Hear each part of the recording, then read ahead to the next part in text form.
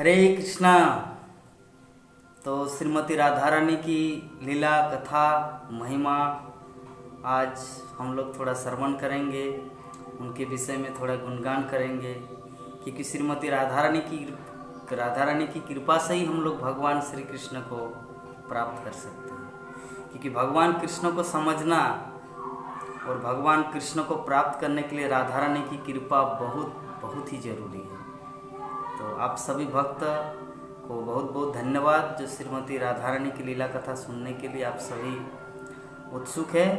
तो हम प्रयास करेंगे श्रीमती राधा रानी की कृपा से जितना कुछ राधा रानी मेरे द्वारा अपनी लीला कथा को बखान करना चाहेंगे, मैं प्रयास करूंगा। और सबसे पहले मैं श्रील प्रभुपाद नमो विष्णुपादाय कृष्ण पृष्ठाय भूतले श्रीमते भक्ति वेदांत स्वामी नित्य नामिने नमस्ते सरस्वती देवी गौरवाणी परिचारिणे निर्विशेष शून्यवादी पाश्चात्य।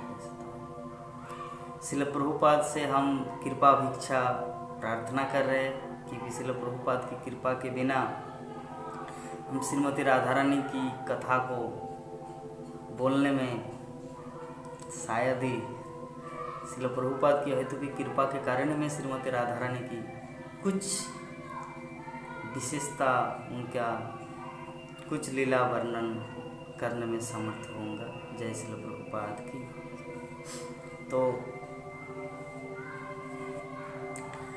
सबसे पहले हम लोग को जानना होगा श्रीमती राधा रानी क्या है, श्रीमती राधा रानी कौन है और कृष्ण के साथ उनका संपर्क क्या है। हम सभी ज़्यादातर भ्रमित हो जाते हैं कि इस जगत में, इस दुनिया में हम लोग को जो दिखने को मिलता है, कोई एक लड़का किसी लड़की से प्रेम करते हैं, ये नारी पुरुष का प्रेम जैसा राधा कृष्ण का प्रेम नहीं है। पहले हम लोग को इस तत्व को समझना है। इस तत्व को समझने से पहले और एक तत्व को समझना है कि राधा रानी एक्चुअली है कौन। भगवान श्री कृष्ण का बायां अंग है श्रीमती राधा रानी। जैसे कृष्ण पूर्ण बॉडी है, पूर्ण शरीर है, तो उस पूर्ण शरीर में जो दायां अंग है वो है श्री बलराम और बायां अंग है वो है श्रीमती राधा रानी। ये है श्रीमती राधा रानी की पहली पहचान। हम लोग को कभी भी ये नहीं सोचना चाहिए कि राधा रानी एक अलग चीज़ है और कृष्ण अलग चीज़ है। नहीं, कृष्ण के शरीर में, पूर्ण कृष्ण शरीर में एक दायां अंग हुआ बलराम और बायां अंग हुआ श्रीमती राधा रानी। तो ये श्रीमती राधा रानी एक शक्ति है। भगवान कृष्ण की तीन प्रमुख शक्तियाँ होती है। तीन प्रमुख शक्तियाँ क्या? अंतरंगा शक्ति, बहिरंगा शक्ति और तटस्था शक्ति। तो अंतरंगा शक्ति में श्रीमती राधा रानी आते हैं और श्रीमती राधा रानी के अंतर्गत ही पूरा वैकुंठ, वृंदावन, द्वारका, अयोध्या, पूरा स्पिरिचुअल वर्ल्ड, पूरा आध्यात्मिक जगत, वैकुंठ जगत श्रीमती राधा रानी के अंग में आते हैं। और बाकी जो है ये भौतिक जगत, ये श्रीमती दुर्गा देवी में आता है, दुर्गा देवी के अंतर्गत, मतलब बहिरंगा शक्ति। तो भगवान की क्या क्या शक्तियाँ? अंतरंगा शक्ति, बहिरंगा शक्ति और तटस्था शक्ति। तो अंतरंगा में श्रीमती राधा रानी, बहिरंगा में दुर्गा देवी पार्वती, शिव की पत्नी। खैर शिव की पत्नी बाद में हुई, पहले तो भगवान कृष्ण की अपनी शक्ति है। शिव जो है, शिव भी भगवान का ही एक रूप है। क्षीरम जथा दधि विकार विशेष जोगा। जैसे शिव जी, जैसे दूध से दही बनता है, उसी प्रकार दूध विष्णु ही शिव के रूप में रूपांतरित हुआ, क्योंकि मेटेरियल बहिरंगा शक्ति है दुर्गा। तो अगर भगवान विष्णु वो पूर्ण रूप से आध्यात्मिक है। अगर दुर्गा देवी को टच करेंगे, स्पर्श करेंगे तो वो भी आध्यात्मिक बन जाएंगे। ये भगवान की विशेषता है। इसीलिए भगवान ने किया कि आपने आपको विकार रूप में बदल दिया, दही के रूप में, शिव के रूप में बदल दिया, ताकि वो दुर्गा देवी का साथ ही भौतिक जगत का संचालन कर सके। तो भगवान की तीन शक्तियां हैं, अंतरंगा शक्ति, बहिरंगा शक्ति और तटस्था शक्ति। तो तटस्था शक्ति में हम सब आते हैं, जीवात्माएं। जीवात्मा तट मतलब नदी का किनारा, वो पानी में भी जा सकता है, स्थल में भी जा सकते हैं। तो उसी तरह जीवात्मा आते हैं तटस्थाशक्ति में। तो तटस्थाशक्ति, बहिरंगाशक्ति, अंतरंगाशक्ति। तो पहले हम लोग को समझना है राधा रानी क्या है। पहला स्टेप, पहला पॉइंट, राधा रानी कृष्ण का बायां अंग है। सेकंड स्टेप, भगवान कृष्ण की शक्ति है राधा रानी। और विशेषकर हम लोग को समझना है कि राधा रानी कोई नारी नहीं है। हम लोग जैसे सोचते हैं कि राधा रानी एक शुद्ध भक्त है। नारी रूप में क्या है, भगवान नारी रूप इसलिए बनाया राधा रानी को कि जिसके माध्यम से वो प्रेम का आदान प्रदान हो सके। क्योंकि माधुर्य प्रेम के लिए, लविंग अफेयर्स के लिए नारी और पुरुष होना जरूरी है। तो हम लोग को पहले ये सब तत्व को समझना है कि हमारे मेटेरियल दृष्टिकोण से हम लोग ये कभी भी समझ नहीं पाएंगे। जब हम लोग साधारण कृष्ण को नहीं समझ पाते तो राधा रानी को समझना तो बहुत दूर की बात है। कृष्ण को समझना जब हमारे लिए मुश्किल हो जाता, अवजानंती मांग मूढ़ा मानुषिम तनुमाश्रितम। भगवान श्री कृष्ण भगवत गीता में बोलते कि जो मूर्ख होता है वो मुझे मनुष्य रूप में देखता है। अवजानंती मांग मूढ़ा, जो मुझे नहीं जानता है, मूर्ख। मानुषिम तनुमाश्रितम, वो सोचता है कि मैं एक मनुष्य हूं, मैं एक नर हूं। तो ब्रह्मा, इंद्र, चंद्र, वो लोग भी कभी कभी धोखा खा जाते कृष्ण को पहचानने के लिए।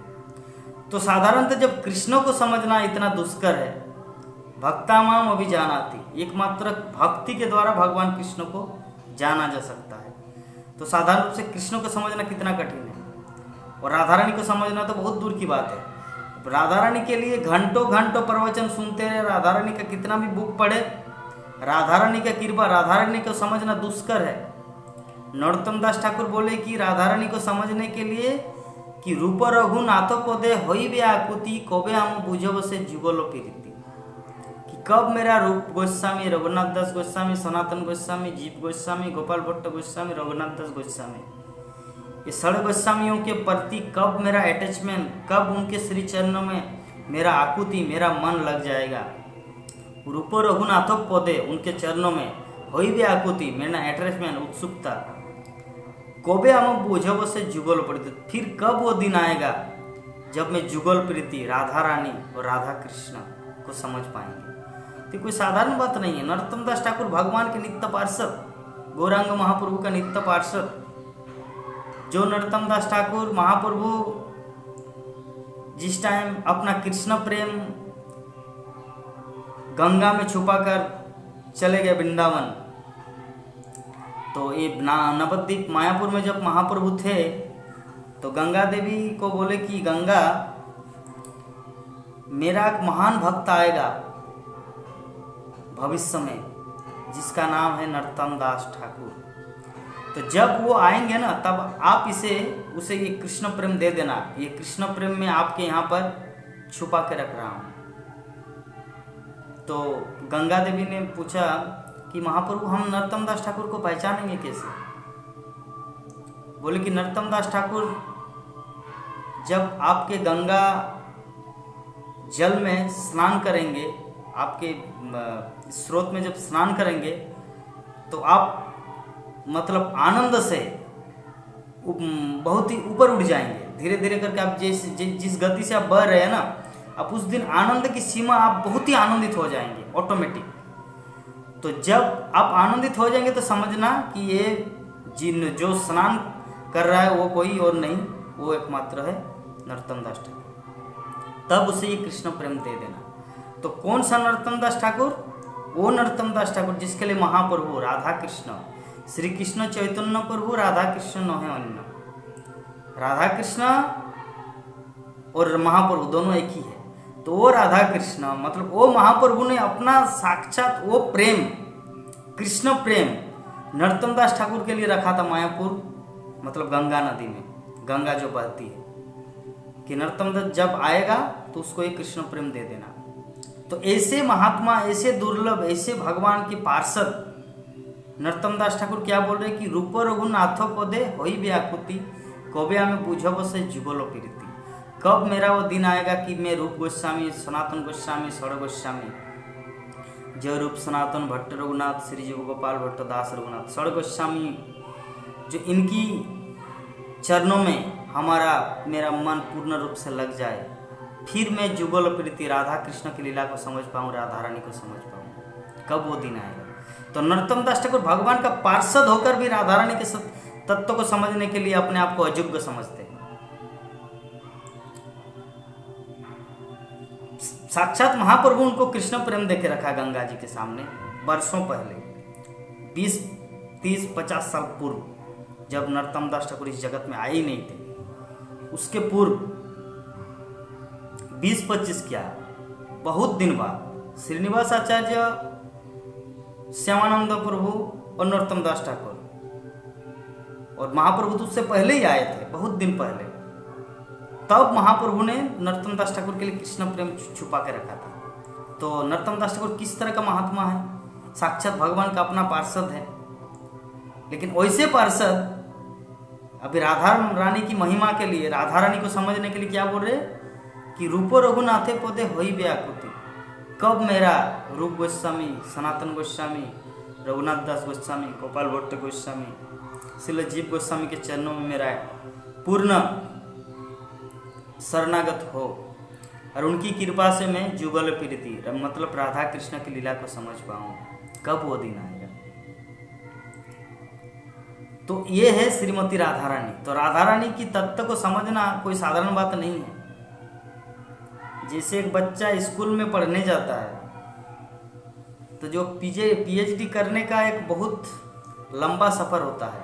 पीएचडी करने का पहले स्कूल जाएगा, 10 वर्ष तक मैट्रिक परीक्षा देगा, फिर कॉलेज जाएंगे, यूनिवर्सिटी जाएगा, फिर उसका हाईएस्ट क्लास पीएचडी है। कितना दिन लगता है पीएचडी करने के लिए? तो सिमिलरली राधा रानी वो पीएचडी स्तर है, राधा रानी तत्व को समझना।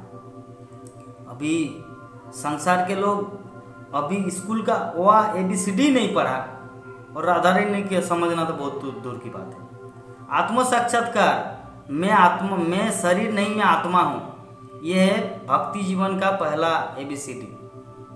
मैं शरीर नहीं, मैं आत्मा हूँ, ये रियलाइजेशन से शुरू होता है ओआ ABCD 1 क्लास, और फिर ऐसे 1 क्लास से शुरू होता है 10 क्लास, फिर कॉलेज यूनिवर्सिटी का जो लास्ट स्तर हुआ राधा रानी तत्व।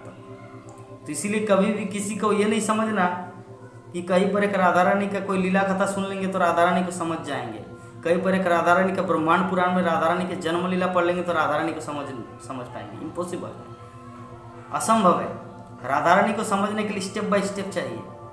पहले ओआ क ABCD इस तरह करके जो अंतिम जो पर्याय है पीएचडी का, स्नातक, तब राधा रानी को समझ पाएंगे। पहले प्रभुपाद बोलते हैं पहले भगवत गीता को पढ़ना है, पूर्ण आत्म साक्षात्कार। भगवत गीता के बाद भागवतम को पढ़ना है, और भागवतम के बाद चैतन्य चरितामृत को पढ़ना है। फिर चैतन्य चरितामृत अध्ययन के बाद जो फल मिलेगा महाप्रभु की कृपा, क्योंकि राधा कृष्ण को जानने से पहले महाप्रभु को जानना जरूरी है। जब तक हम लोग महाप्रभु को नहीं जान पाएंगे तब तक राधा रानी को समझ पाना असंभव है। श्रील प्रभुपाद बोलते हैं। तो महाप्रभु कौन है? कृष्ण और राधा दोनों। तो राधा रानी और कृष्ण दोनों का कॉम्बाइंड विग्रह मूर्ति है श्री चैतन्य महाप्रभु। तो चैतन्य महाप्रभु को समझने के लिए नित्यानंद प्रभु की जरूरत होता है। राधा रानी को समझने के लिए, राधा कृष्ण को समझने के लिए पहले किसको समझना होगा? चैतन्य महाप्रभु को। और चैतन्य महाप्रभु को समझने के लिए किसका जरूरत है? नित्यानंद प्रभु का। और नित्यानंद प्रभु को छोड़कर अगर डायरेक्ट राधा कृष्ण को समझने जाएंगे, इम्पॉसिबल, असंभव है। यही काम किया था रघुनाथ दास गोस्वामी। रघुनाथ दास गोस्वामी महाप्रभु के लीला में इतना आसक्त हुआ कि उनका पिता, रघुनाथ दास गोस्वामी का पिता गोवर्धन मजूमदार और हिरण्य मजूमदार, मतलब पिता, वो 2 भाई थे और उनका एकमात्र एकलौता पुत्र है रघुनाथ दास गोस्वामी। उस समय बहुत ही बड़े जमींदार के पुत्र थे रघुनाथ दास गोस्वामी। तो रघुनाथ दास गोस्वामी महाप्रभु के लीला में इतना ही आनंद निमग्न हो गए कि मुझे महाप्रभु का लीला के लिए अपने आप को योगदान करना, मैं परिवार संसार सब कुछ छोड़ दूंगा और चला जाऊंगा महाप्रभु की आंदोलन में। तब रघुनाथ दास गोस्वामी पहले महाप्रभु से भेंट किया तो महाप्रभु बोले कि मरकट वैराग्य छाड़िया, मतलब बंदर का वैराग्य छोड़ दो, घर में जाओ, शादी करो, आदर्श गृहस्थ जीवन में रहो और सुंदर रूप से भक्ति करो, ये आपके लिए सबसे बेस्ट है। तो महाप्रभु की बात मानकर रघुनाथ दास गोस्वामी आया, चला आया। घर आने के बाद उनका पिताजी उनको शादी करा दिए। और शादी किस लड़की से कराया? अप्सरा, लाइके अप्सरा, स्वर्ग का राजा इंद्र का जैसा धन का मालिक, और उनकी पत्नी अप्सरा जैसे। किसका? रघुनाथ दास गोस्वामी का। तो इस तरह करके रघुनाथ दास गोस्वामी जब 2 बार 3 बार भागने का प्लान करते थे और उनका पिताजी सैनिकों द्वारा उनको पकड़ के ले आते थे और फिर घर में बंदी करते। तो जब 3 बार में वो भाग गया, रघुनाथ दास गोस्वामी चला गया जगन्नाथपुरी महाप्रभु से भेंट करने के लिए। तो रघुनाथ दास गोस्वामी की माँ अपने पतिदेव से कहते हैं, मतलब रघुनाथ दास गोस्वामी के पिता को, कि एक काम कीजिए, इस बार आप रघुनाथ दास गोस्वामी को लाओ और बड़ा बड़ा लोहे का जंजीर से, लोहे के चेन से उसको बांध के रखो। तब रघुनाथ दास गोस्वामी का पिता बोले कि अप्सरा जैसी नारी, स्वर्ग का राजा इंद्र जैसा ऐश्वर्य और अप्सरा जैसी नारी, अप्सरा जैसी उनकी पत्नी जब उनको बांध नहीं पाए तो साधारण लोहे का चेन उसे क्या करे? साधारण लोहे का चेन उसे कहाँ बांध पाएगा? जब इतनी सुंदर नारी उसे बांध नहीं पाए और स्वर्ग का राजा इंद्र जैसे ऐश्वर्य उसको बांध नहीं पाए तो तुम्हारा चेन उसे कैसे बांधेंगे? जाओ, जब उसको महाप्रभु की इच्छा है, महाप्रभु की लीला में, तो जाओ। तो ऐसे में एक बार की बात है, महाप्रभु से जब मिलने गए तो नित्यानंद प्रभु एक दिन देखा कि रघुनाथ दास गोस्वामी बैठा हुआ है। तो नित्यानंद प्रभु बोले कि ये उस चोर को बुलाओ। तो वो चोर को बुला, चोर मतलब चोरी करता है। महाप्रभु है नित्यानंद प्रभु की संपत्ति और नित्यानंद प्रभु की परमिशन के बगैर अगर कोई महाप्रभु के पास जाता है तो उसे चोर कहा जाता है। क्यों? क्योंकि संपत्ति को बिना परमिशन से वो ले लेता है। तो जिसके कारण बोले कि आप रघुनाथ दास गोस्वामी को पकड़ के ले आओ। फिर रघुनाथ को बोले कि ये चोर आ। बोले चोर कहेगा? बोले कि मेरा परमिशन लेके, बिना लेके ही आप चोरी करने जा रहे हैं मेरी संपत्ति का, आपको इसका दंड मिलेगा। चिड़ा दही फेस्टिवल पानीहाटी में होता है। चिड़ा दही फेस्टिवल का अर्थ होता है कि नित्यानंद प्रभु ने उनको चोर बोला और चोर बोलने के बाद बोले कि आपको इसका दंड भोग करना पड़ेगा। क्या दंड? ये जितने सारे वैष्णव समाज है इस सबको चिड़ा दही मिष्टी केला सब महाप्रसाद खिलाना है। तो चिड़ा दही फेस्टिवल होता है। तो नित्यानंद प्रभु की जब कृपा प्राप्त हुआ रघुनाथ दास गोस्वामी, तब उसे महाप्रभु मिले। तो ये है प्रोसेस। अगर राधा कृष्ण को प्राप्त करना है तो क्या करना? पहले महाप्रभु को प्राप्त करना है, क्योंकि महाप्रभु और राधा कृष्ण दोनों में कोई अंतर नहीं। भारत और India, no any difference. India का ही अर्थ होता है, इंग्लिश नाम इंडिया है, हिंदी है भारत।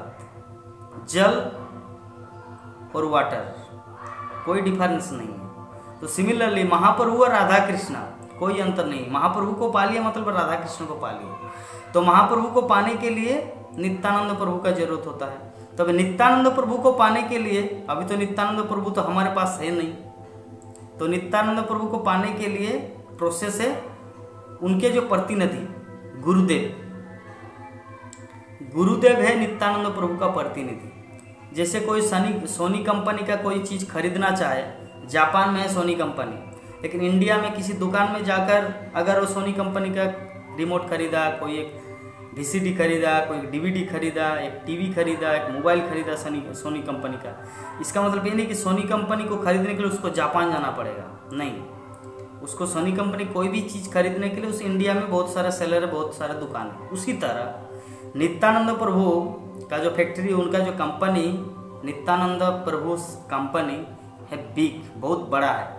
तो उनकी कंपनी का जो बहुत सारे डिस्ट्रीब्यूटर, बहुत सारे उनके प्रतिनिधि हैं। जिस प्रतिनिधि की अगर हम लोग संग करेंगे, उनका अगर आश्रय लेके भक्ति करेंगे, तो हम लोग नित्यानंद प्रभु की कृपा को प्राप्त करेंगे। तो नित्यानंद प्रभु का प्रतिनिधि हो जितने गुरुदेव, भगवान श्री कृष्ण को प्राप्त करने के लिए गुरुदेव जरूरत होता है। उसी तरह गुरुदेव जो है, जैसे चैतन्य महाप्रभु मतलब राधा रानी, राधा कृष्ण को प्राप्त करने के लिए नित्यानंद प्रभु मतलब बलराम को पहले बलराम के प्रति शरणागत होना है। तो बलराम और नित्यानंद प्रभु है। नित्यानंद प्रभु तो आए थे 500 वर्ष पूर्व, चले गए, अभी तो हमारे पास है नहीं। तो अभी कौन है? अभी हमारे पास है नित्यानंद प्रभु का प्रतिनिधि गुरुदेव। तो गुरुदेव के प्रति जब हम लोग शरणागत होंगे, तो वही गुरुदेव हमें दीक्षा देगा और हमें नाम दे देगा। और नाम देने के बाद कि आप ऐसे ऐसे विधि विधान का पालन करो, ऐसे ऐसे भक्ति करो, आप एक दिन प्रोसेस में उस जगह तक पहुंच पाएंगे। कौन सा जगह? राधा रानी के धाम, गोलोक वृंदावन धाम। तो ऐसे में विषय वस्तु यही है कि राधा रानी की लीला, राधा रानी इस जगत में आना नहीं चाह रहे थे। श्रीमती राधा रानी इस जगत में आना नहीं चाह रहे थे। भगवान श्री कृष्ण राधा रानी को बोले, गोलोक वृंदावन की बात है, इस उत्तर प्रदेश के इंडिया के वृंदावन की बात नहीं। तो भगवान श्री कृष्ण बोले कि राधा रानी चलिए हम लोग एक लीला करने के लिए भूम वृंदावन जाना है, मतलब धरती में जाना है, वहाँ पे लीला करना है। तो राधा रानी बोले ना ना ना, आप जा सकते हैं, मैं नहीं जाऊँगी। कृष्ण बोला क्यों? क्योंकि वहाँ पर ना गिरि गोवर्धन है, ना राधा कुंड है, ना श्याम कुंड है, ना निधुवन है। हाँ, वहाँ पर कुछ नहीं है, इसीलिए मैं वहाँ पर जाने से इनकार कर रहा हूँ। तो कृष्ण बोला आप चिंता मत कीजिए, don't worry, as it is this Vrindavan, ये गोलोक वृंदावन में जैसा वृंदावन, सेम वृंदावन में वहाँ पर आपके लिए स्थापित कर दूंगा। तो बोले कि ठीक है, तब I am ready for going, अगर ऐसा है तो मैं चलने के लिए तैयार हूँ। तो भगवान श्री कृष्ण क्या किया, इस वृंदावन, ये मर्तलोक, ये जो उत्तर प्रदेश का जो वृंदावन है, मथुरा वृंदावन दिल्ली से 90 किलोमीटर, ये Vrindavan as it is Vrindavan Golok Vrindavan में है। गोलोक वृंदावन, लेकिन विषय वस्तु है कि चर्म चक्षु से, हमारी आंखों के द्वारा वृंदावन को समझा नहीं जा सकता। वृंदावन को देखने के लिए दिव्य दृष्टि जरूरत होता है। दिव्य दृष्टि के बिना चर्म चक्षु से वृंदावन में पान दुकान मिलेगा, बहुत से बाबा जियों का भंडार मिलेगा, बंदर दिखने को मिलेगा, बस यही, ये चर्म चक्षु से। वृंदावन को देखने के लिए दिव्य दृष्टि जरूरत है, और दिव्य दृष्टि होता है गुरुदेव की कृपा से। गुरुदेव की कृपा के माध्यम से ही कोई वृंदावन धाम का दर्शन कर पाएगा। तो वृंदावन धाम का दर्शन, श्रीमती राधा रानी का दर्शन, श्रीमती राधा रानी की कृपा के बिना कोई वृंदावन धाम का दर्शन नहीं कर पाएंगे, और राधा रानी की कृपा के बिना कोई वृंदावन धाम नहीं जा सकते। ये तो यहाँ की बात है। तो राधा रानी की कृपा के बिना कोई, अगर इस उत्तर प्रदेश का वृंदावन धाम नहीं जा सकते, तो राधा रानी की कृपा के बिना कोई गोलोक वृंदावन भी नहीं जा सकता। तो विषय वस्तु यही है कि महाप्रभु, राधा रानी को समझने के लिए महाप्रभु को समझना जरूरी है, और महाप्रभु को समझने के लिए नित्यानंद प्रभु को जरूरत है, और नित्यानंद प्रभु को समझने के लिए नित्यानंद प्रभु के प्रति आसक्त, उनके शरणागत और नित्यानंद प्रभु का विस्तार है ये पूरा गुरु वर्ग। जगत में जितने सारे कृष्ण के भक्त जो गुरु रूप में कृष्ण भक्ति का शिक्षा देते हैं, वो सभी नित्यानंद प्रभु का विस्तार है। जब हम सब उनके चरणों में, उस गुरुदेव के चरणों में अपने आप को आत्मसमर्पण कर देते हैं, और गुरुदेव जैसा चाहते हैं इससे हम लोग जब भक्ति जीवन पालन करते हैं, तो एक दिन हम लोग राधा रानी को भी प्राप्त करेंगे और राधा रानी को समझ भी पाएंगे। अदरवाइज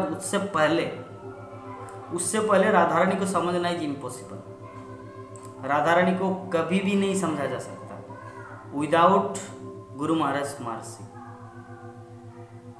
ये पत्थर की लकीर है। राधा रानी को समझना बहुत ही डिफिकल्ट है। जब तक कोई गुरुदेव के प्रति आश्रय लेकर भगवान की सेवा नहीं करता, भगवान कृष्ण की भक्ति नहीं करता, राधा रानी को समझना असंभव है। राधा रानी को समझना एकमात्र यही है नरोत्तम दास ठाकुर द्वारा दिया गया पद। नरोत्तम दास ठाकुर का कलम है कि रूप रघुनाथ पदे हई व्याकुति कबे हमें बुझब से जुगलोक विदिति। हम लोग राधा रानी की लीला को, राधा रानी की लीला महिमा को तभी समझ पाएंगे जब हम लोग रूप रघुनाथ के पद, रूप रघुनाथ पद मतलब क्या है? आचार्य, भगवान के महान शुद्ध भक्त, ये रूप रघुनाथ के पद में आश्रित है भक्ति सिद्धांत सरस्वती ठाकुर, शिल भक्ति विनोद ठाकुर, जगत गुरु शिल प्रभुपाद। वही शिल प्रभुपाद सारे विश्व में इस्कॉन के नाम, इस्कॉन के द्वारा शुद्ध कृष्ण भक्ति राधा कृष्ण की महिमा को सारे विश्व में फैलाया। तो वही शिल प्रभुपाद के चरणों में आश्रित है उनके शिष्य, और उनके शिष्य लोग अभी हम सबको दीक्षा दे रहे। तो हमारा मूल गुरुदेव है शिल प्रभुपाद। मेरे गुरु महाराज श्रीमद् भक्तिचार्य स्वामी गुरु महाराज बोलते हैं कि जब तक इस्कॉन रहेगा 10,000 वर्ष तक, तब तक इस्कॉन का कोई भी सदस्य, इस्कॉन के किसी भी भक्त का फर्स्ट टू लास्ट उनका गुरुदेव प्रभुपाद रहेगा। शिक्षा गुरु, दीक्षा गुरु is not important in our line. गुरु महाराज बोलते कि हमारा जो धारा है ये भागवत धारा, 2 प्रकार की धारा, एक है पंचरात्रिक विधि, एक है भागवत विधि। पंचरात्रिक विधि में दीक्षा दिया जाता है, जो उसे गायत्री मंत्र देके उसको दीक्षा दिया जाता है, और भागवत विधि का अर्थ होता है शिक्षा, जो वैदिक ज्ञान, भगवान कृष्ण तत्व का ज्ञान जो गुरुदेव अपने शिष्य के प्रति प्रकट करते हैं। तो शिल प्रभुपाद ने वही गोलोक प्रेम धन हरिनाम संकीर्तन, शिल प्रभुपाद ने वही गोलोक प्रेम धन राधा कृष्ण के लीला दिव्य महिमा श्रीमद् भागवतम, भगवद गीता, तात्पर्य, भक्ति वेदांत तात्पर्य के माध्यम से कृष्ण प्रेम सारे विश्व में फैला दिया।